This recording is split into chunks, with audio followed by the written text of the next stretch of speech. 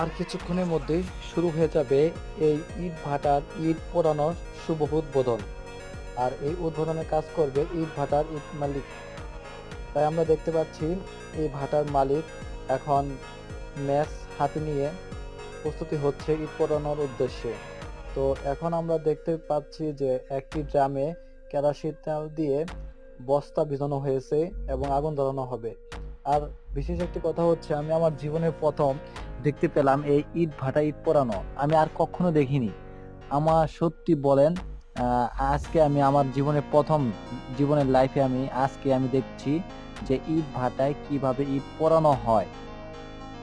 আর আপনারা যারা কখনো দেখেন নাই তারাও দেখতে পারবেন। দেখেন কিভাবে ইট পোড়ানো হয়। আর খড়িও রয়েছে এখানে, প্রতিটা মুখে খড়ি দেওয়া হয়েছে। আর